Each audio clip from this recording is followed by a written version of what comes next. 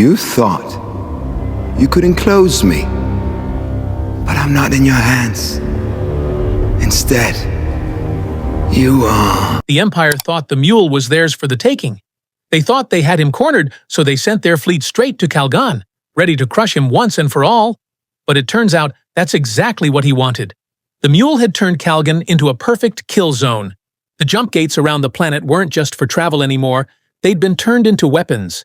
He had planted something called a cobalt spike, a device designed to overload the gates with lethal energy. Cobalt was deadly for jump gates, deadly for planets, and deadly for any fleet unlucky enough to be nearby. The spike forced the gates to trap and build raw energy until it had nowhere to go. When the Imperial Armada jumped through the Gold Horse Gate, the Mule triggered the spike and the built-up power ripped through the system in an instant. In seconds, ships worth billions were reduced to wreckage. Millions of people were vaporized, and with them, the heart of the Empire's military strength vanished. This wasn't just any random destruction. It was a trap designed to humiliate the Empire, scare its allies, and make everyone in the galaxy think twice before crossing him. He was never even on Kalgan when the trap was sprung. The cobalt spike and the gates did all the killing for him.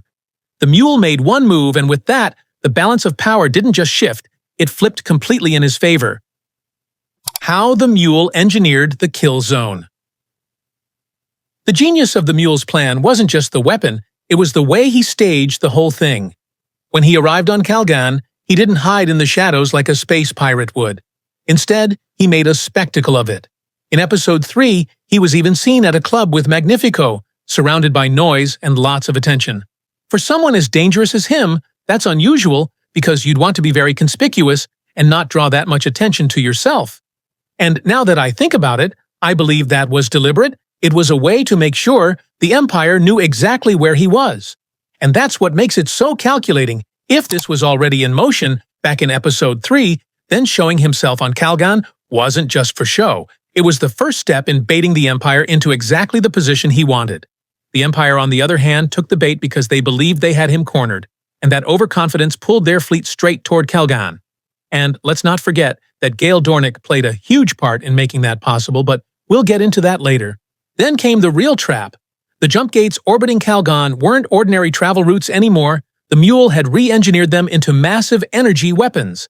And here's the part most people miss. He timed the strike for the exact moment the Imperial Fleet had fully committed to the battle. So there was no chance to retreat, and no room to reposition. So one moment, they thought they were closing in. The next, they were inside a giant invisible gun barrel. And worse, they were doing half the work for him, colliding with each other and creating chaos as the attack hit. This strike single-handedly guaranteed that the Empire wouldn't be fighting at full strength for years to come. Why it's more than just a victory. On paper, this was a military win, but in reality, it was much bigger. The Empire didn't just lose ships, they lost confidence. Entire sectors suddenly realized the Imperial Fleet isn't unstoppable after all.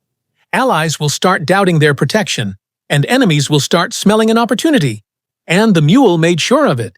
He didn't just destroy them, he made it clear this was all the Empire's fault, and that message would stick. It was also a public humiliation. Everyone saw that the Imperial Fleet, which was supposed to be their greatest line of defense, had been lured into a trap and wiped out in seconds. And if their so-called protector could be destroyed this easily, did they ever really have that much power to begin with? Another crazy thing is that the Mule didn't even have to send his army. He stayed far away, calling the shots while the gates did all the killing. He let the chaos of battle make them turn on each other, while his forces stayed untouched and ready for whatever came next. That's pure psychological warfare, making your enemy feel small, scared, and powerless before your troops even show up. You could see it in the way the council scattered afterward, unsure, shaken, and clearly out of their depth. This wasn't just about destroying ships anymore. It was about shattering the belief that the Empire could keep you safe and making them look useless in front of the entire galaxy.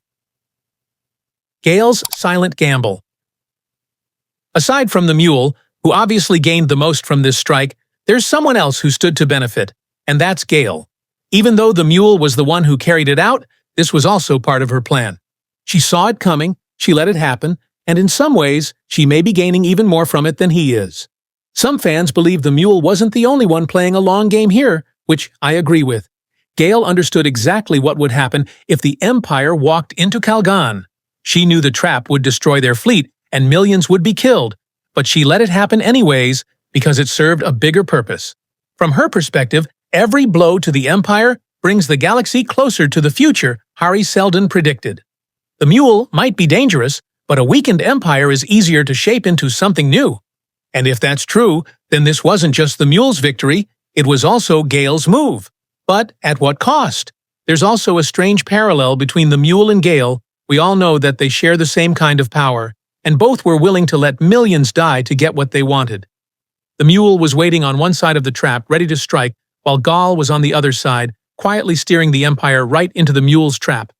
Both were working on each end to make the plan successful. This raises the stakes for when they eventually meet face-to-face later in the season.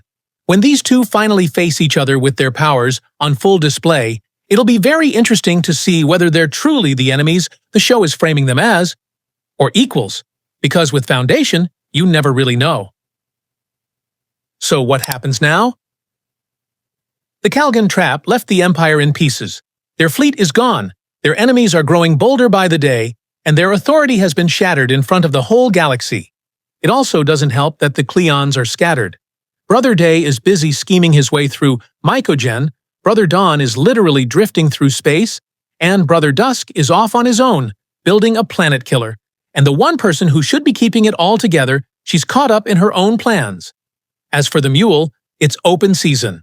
With no Imperial blockade to hold him back, he can push into new territories, lock down more resources, and spread fear faster than the Empire can rebuild. Every planet that saw Kalgan burn now has to choose whether to stand with him or risk suffering the same fate. But there's a dangerous side effect.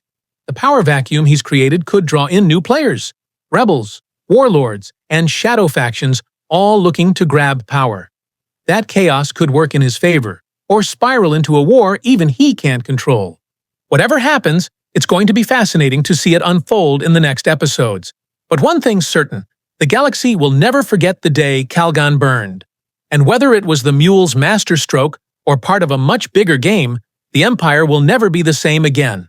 If you liked this, then check out our other Foundation videos right now. Be sure to like and subscribe. Thanks for watching, and catch you in the next one.